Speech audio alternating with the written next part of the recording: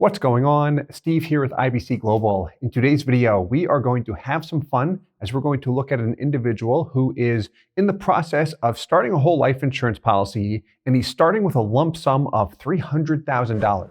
This will be an excellent case study if you'd really like to understand how these policies are set up when cash value is the goal. And this is a great example to demonstrate why people are interested in whole life insurance. Because when you hear the word whole life insurance, what comes to your mind? Good things or bad things? A lot of times people hear scam, expensive, rip off, you're going to be taken advantage of. But then at the same time, we've got corporations, wealthy individuals, banks putting boatloads of money into cash value life insurance products. So we've got two sides. It's really, really bad or it's really, really good. How do I make sure if I do it that I get the one that's really, really good? We'll go through exactly that today, because with the policy, to ensure that you get the really, really good option, it has to be set up right. So we'll spend some time on that and we'll go through exactly what he did. We're going to go through the illustration and then we'll go through a simplified overview of his policy setup as well. So he is currently 45 years old and he's interested in a whole life insurance policy because of the cash value. That is his primary focus. What he is attracted to with the cash value are the three core benefits: safety, liquidity, but the tax benefits are very appealing to him. The liquidity is nice. He is involved in real estate. He mentioned, I might use it for real estate if my wife and I get a home down in Florida at some point in the future, but really the tax benefits are appealing right now. That combined with the safety, really. And we're going to look at that exactly at the end of this video. So what he wants to do is start with a lump sum of $300,000. He's got money just sitting in a money market right now that he's interested in starting a policy with. Now, my question was, after that $300,000 lump sum payment is made, do you want to keep adding money? Or do you want the policy set up where you fund just the $300,000 and then you're done? You never pay another penny into it, because that is possible. He said, at my age of 45 and what my business is doing right now and the fact that I might sell my company down the road, I definitely want to keep adding money. Okay, we can definitely set it up to do that. How much? Would you like the option to continue to add, not commit to, but the option to continue to add? $100,000 per year. But what? But not a bill for $100,000 every year. Meaning, can I set it up where I have the ability or opportunity to fund another $100,000 per year, but if I can't, I'm not going to be penalized or anything like that? Is that possible? The answer is yes, it is very possible. And in fact, most people we work with prefer this type of setup. So in his particular scenario, what we were able to do is set the policy up where his total minimum is just about $13,000 per year, that is. So what that means is he can start just with the $13,000. Then he can add in the first year the rest of the lump sum of $300K if he wanted to. In his situation, he's just going to start off with the lump sum payment of $300,000, then be billed for $13,000 every year, pay that piece, and the rest he can add at his discretion. How does that maximize the cash value? Because he's interested in the cash value. Here's exactly how it works. So with the policy setup, there are two main areas where your money can go. You'll have the premium and then your PUA rider. PUA stands for paid up additions rider. So premium dollars, if it is, call it $13,000, a little bit less than that, you'll see the exact, but say it's 13, because that's his minimum in this case. The premium dollars with this product we're going to look at will not show up in cash value in the first year. Beginning the second year, when he pays the $13,000 premium again, guess what happens? It shows up in cash value, earns dividends and interest, makes him smile because he sees his money growing. So the premium dollars do not show up in cash value in the early years, particularly the first year with this option. Then you've got your paid up additions rider. This amount will vary from the first year to the second year quite a bit. So whatever the dollar amount is, What you will see in the first year is typically between 90 and 95%. That's in year one. Then you will see that continue to compound, earn dividends and interest. You'll see a positive cash value on that relatively quickly. But in year one, you won't see 100%. It'll range between 90 and 95%. The range will depend on the company and product and fee structure of that PUA rider. We've got other videos that go through that, the fee structure that is. My point is, you'll see the bulk of this show up in cash value immediately. And this is really the key to accelerating the cash value growth on a life insurance policy. What is the main reason, one of the main reasons he was attracted to whole life insurance? Had to do with those three core benefits. Do you remember? It's highlighted in yellow on the board. The tax benefits. So with a life insurance policy, if you do everything right, you can access the cash value tax-free. If you do everything right. What does that mean, Steve? It could mean a couple things. Here's what it means. Every life insurance policy, a whole life insurance policy or cash value life insurance product, the cash value has advantages, tax advantages where I can access it tax-free. And that's usually through loans. You can access your cost basis, which is the original amount you deposited into the policy. You can access that on a tax-free basis through withdrawals, which is not a loan. There's a difference in terminology. It's a different transaction. My point is, you can easily get to the money tax-free if you do it right. One example of doing it wrong or having a policy mess up is if your policy becomes classified as an MEC, which stands for Modified Endowment Contract. If it does, the IRS is going to look at your life insurance policy differently. The life insurance piece, the death benefit, will still be paid out income tax-free when you die. However, the cash value, again, if your policy is considered a MEC, is treated differently. What happens is if you access the cash value, you have to pay income tax on the gains. There might be a potential 10% penalty tax. We don't want it. How we prevent it, at the word here, limit. Every policy has a MEC limit, which is exactly what it sounds like. It's the maximum dollar amount you can pay into a policy each year without triggering a taxable event on your life insurance policy. So how you set that limit, because the fun part is we can set it wherever we want, is with the total amount of life insurance on a policy. So in his particular case, the amount of life insurance he needs is just over $5.3 million total. That amount of life insurance gives him a MEC limit of guess how much? $300,000 in order to be able to handle that lump sum of $300,000. So we want to get that money in without triggering a taxable event.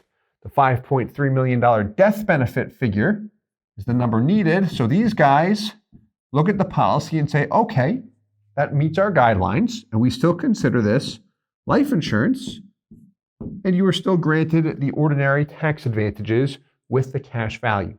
So $5.3 million in whole life insurance. I think that would be expensive. Well, if you just buy a $5.3 million life insurance policy, that will be very expensive. The premium will be up there. How you get around that is with what is called a term insurance rider.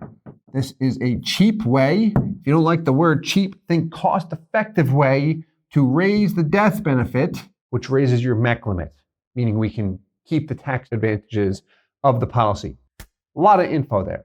Want to look at the numbers? Yeah, let's look at the numbers. So first we'll look at the illustration here, just so you can get an idea of what this looks like when you start looking at different insurance companies. All insurance companies' illustrations are going to look different when you compare them. But again, this gives you an idea of what things will look like. So net after-tax outlay, this column right in the middle is how much you're funding the policy with each year. So look at year one. There's your lump sum of $300,000. Now, before we start looking at the columns and the cash value and everything, if I'm you, with the knowledge that I have on life insurance and looking at this illustration and knowing what questions to ask, here's what I would ask. I would ask, Where's this going? The $300,000. Because we just talked about the premium and PUA rider on the whiteboard. Up here is your premium, $10,000. Now we said that the minimum is about $13,000. Here's why. See these terms here, this target additional benefit and this RTR10, and then these huge numbers to the left of it. Right, you're almost at $5 million there, a little bit less. That is, guess what? Your term insurance. Here's the cost for the term insurance riders, those two combined. So when you add the 660 plus the 1,800 plus the 10,000, that's where we came up with the $13,000. You can see we rounded up as well. And when we round money up, it's not just going toward additional insurance fees or anything like that. What it does is go into our paid up additions rider, which maximizes the cash value. So again, a lot going on here. This is showing you the inner workings of how we set these policies up. But minimum commitment, premium, term rider, just about $13K. The rest, PUA rider, you see the term over here. Scheduled and unscheduled, that doesn't matter. We can set it up where the minimum scheduled and we add more discretion. But you see what's going on here. We're plowing money into PUAs in order to maximize the cash value of the policy.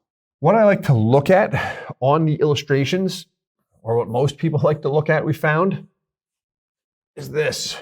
Money going in every year. Total money going in. This stands for cumulative net after tax outlay.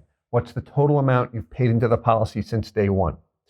So what this does, you can see it tallies up all of your payments. Over here, net cash value is your money column. To the far right is your death benefit. By year 4, you've paid in how much? $600,000. Your cash value, $592. By year 5, you've paid in $700. Your cash value is $711,000. So you're breaking even between years 4 and 5. This is a product that offers more long-term potential. There is an option, we actually looked at this option with him, that gave him a break-even point between years 2 and 3. Much more cash value up front.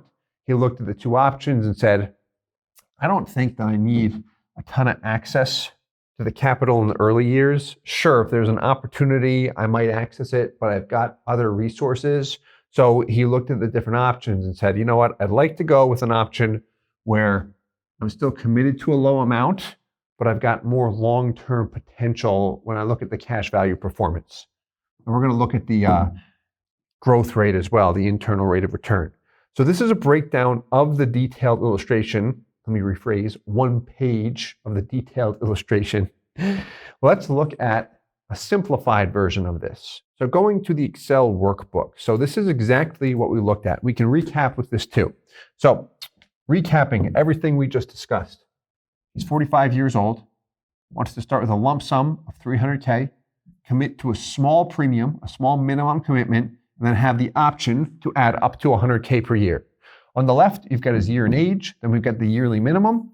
This consists of that base premium of $10,000 and then the term rider costs. And we just rounded up to $13K here. So that is what he is billed for every year. So if this is you, you get a bill for $13,000 every year. That's how it's set up. You'll see you don't have to pay it every year because we stop after 10 years in this example. Then we've got your PUA, your paid up additions rider. That's how we maximize the cash value. Here, you've got $287 going into the policy for a total of $300K. Annual outlay is just your net out of pocket each year. So the first year, he'll probably start with a clean $300K because again, that's money that he has just sitting in cash right now. He just wants to pop it right into the policy. Total outlay. This will tally up at all of your annual payments here. So first year, it's $300 because that's what you've paid in just in year 1. Year 2, here we see $100K going in, plus the first year, your total payments are now $400,000. So you'll see that continue to add up. What's highlighted in yellow represents when you get your money back. This can also be called the break-even point. Then you've got your cash value. That's the money column, which is what everyone's interested in. And then we've got the death benefit, which is paid out income tax-free to our beneficiaries. And again, how we came up with this oddball number here is we prevented a MEC from occurring. So the MEC limit on this policy is $300,000. That prevents a taxable event while we make that $300,000 lump sum payment. So the tax benefits, we mentioned earlier, this is what he was interested in. Here we go. We've got the annual growth rate. So we can call this the annual IRR or annual rate of return. It's really the yearly rate of return. What is the policy growing by? Let's hit on the first year first, because this is the worst part about any whole life insurance policy when we look at the cash value. You pay $300,000. You have $265 and change. No matter how you slice that, that is a negative 11% hit on your money because you have $35,000 less than what you paid into the policy. That's the drawback.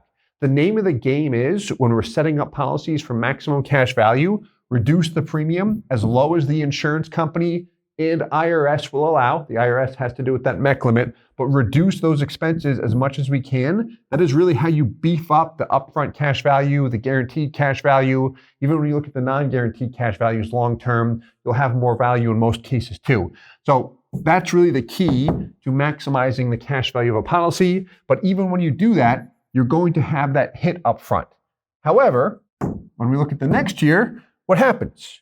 You're paying $100, your cash value at year one was $265. Year two, now it's $371. If you add $100 to $265, what would it be? $365. But it's higher than that.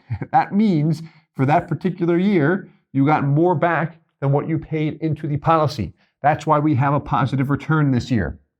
So you'll see that it continues to accelerate each year. You see after year 10, once he stops funding it, what happens? Picks up the pace even more. And we can scroll down if we want to look at it long term, but you'll see it continue to perform over time. So that's the annual growth rate on the policy.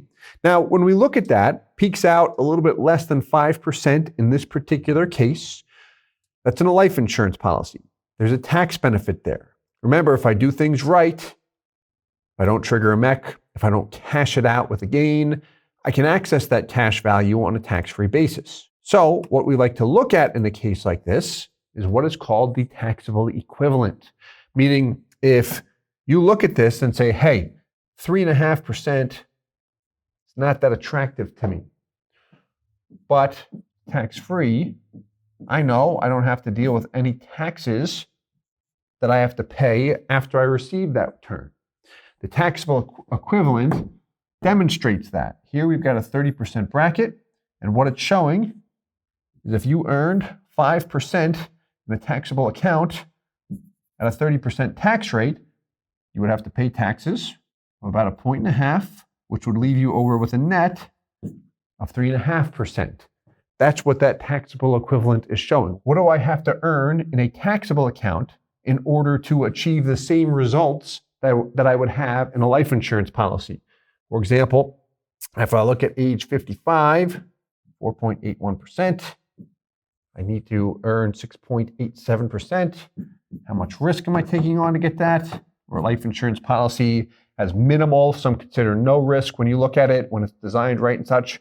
Point is, those tax benefits along with the safety were attractive to him. He has money in other areas too. This is one place he's looking to position money for these reasons in addition to other things he has going on. So that's looking at it in terms of rates. There are the tax benefits specifically around the cash value. And then we've got the dollars. So for those of you that do not like percentages, dollars make things oh so much easier. So here's what we've got here. Yearly cash value growth, and then total gain on cash value. Here is what this means. When we look at the yearly cash value growth, we've got to actually add that in year one. There we go. Also, get our colors accurate. Much better. So, year one, negative $34,000. Where that's coming from, it's looking at your cash value in the first year and subtracting it from your payment there. You have a deficit of $34,000 and change. Year two, $54,86. That's showing you how much you received from the insurance company that year. Because you paid in 100, got your 100 back, plus another 54.86. The gain, however, is in the red for the first 4 years. And the reason why is because when you look at your total outlay compared to your cash value during the first 4 years, the cash value is less than the total outlay. The first year that your gain is no longer in the red is the first year that your cash value exceeds your total outlay. That's what's going on with these columns here. So again, this is meant to display the inner workings of a whole life insurance policy in order to really set it up for maximum cash value. And this is what our company does, set up policies for maximum cash value. When people do reach out to us, that's typically what they're looking for. They want to make sure everything is done right in terms of the initial design, the initial setup, choosing the right company, the product, making sure it's flexible. For example, in his situation, he's committed or billed for the $13K per year, and the company he picked allows him just to add the rest 100% at his discretion. It's through an online portal, very, very flexible. Some companies don't offer that, but you'll get other advantages. So talking through pros and cons of insurance companies is important. It's information I would want to know for sure. So making sure it's set up correctly, and then also, still in the reasons why people work with us, is with the ongoing service, having review meetings, keeping you up to speed on everything. That's often why people reach out to us when they're ready to set up a policy. If you're not at that stage, that is perfectly fine. That's why we make these videos, so we can continue to provide education. And if and when you are ready to start a whole life insurance policy, we hope that you would consider us. If not, please enjoy the videos. So with all that said, thanks so much for watching.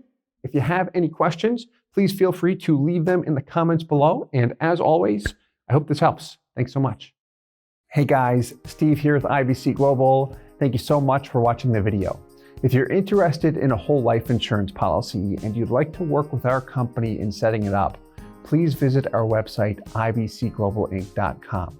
We would love to work with you. If you have any questions, please leave them in the comments below. And as always, I hope this helps.